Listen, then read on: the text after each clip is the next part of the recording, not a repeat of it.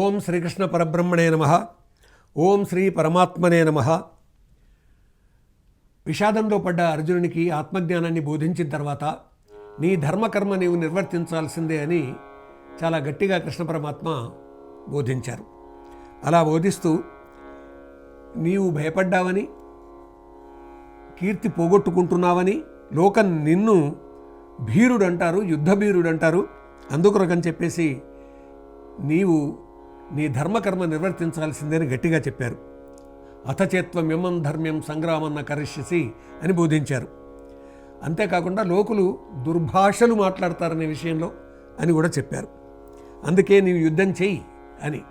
యుద్ధం చేస్తే ఏమవుతుంది అని అంటే జయం సాధిస్తే రాజ్యం వస్తుంది, యుద్ధంలో మరణిస్తే స్వర్గం లభిస్తుంది అని ఎంత గొప్పగా చెప్పారు ఇప్పుడు కృష్ణ పరమాత్మ. అంటే హతో వా ప్రాప్ససే స్వర్గం జిత్వా వా భోక్షసే మహీం తస్మాదుత్తిష్ఠ కౌంతేయ యుద్ధాయ కృత నిశ్చయా. ఇదండి ఏమవుతుంది అనేది చెప్పేశారు. ఇక అంతే. హతో వా ప్రాప్ససే స్వర్గం, ఈ ధర్మయుద్ధంలో నీవు కానీ మరణించినట్టయితే స్వర్గం లభిస్తుంది.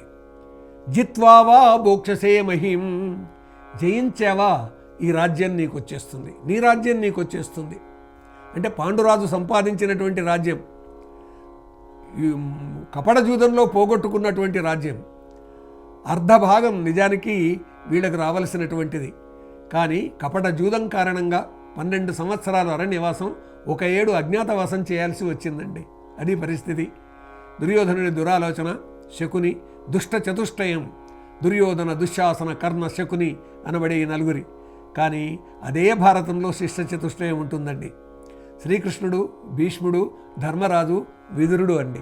కాబట్టి వీళ్ళు మనం అనుసరించదగినటువంటి వాళ్ళు. అందుకే తస్మాదుత్తిష్ట కౌంతేయ యుద్ధాయ కృత నిశ్చయ. అందుకే లే, యుద్ధం చెయ్యి.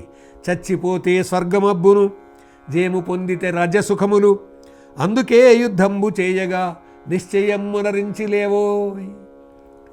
అర్జునుడు బావ కదా, అందుకని కృష్ణ పరమాత్మ ఆ విధంగా యుద్ధము చేయడానికి సంసిద్ధం కావోయ్ అంటున్నాడు. ఇంకంతే.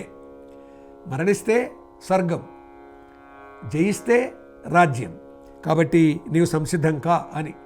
అలనాడు కురుక్షేత్ర యుద్ధం తప్పదు అని చెప్పినప్పుడు కృష్ణ పరమాత్మ అయినవి సంధి సంబరములు, ఆయుధములు ధరింపుడయ్యా, దాపైనది వీరభారత మహారణ రంగము, సర్వథా వృథాయైనవి సంప్రదింపులు, తథాస్తు జయాపజయమ్ములేవి ఎట్లయినను మీవి వారివి గుణాగుణములు గ్రహించిరందరు అని అందరినీ సంసిద్ధం చేశాడు కురుక్షేత్ర యుద్ధానికి.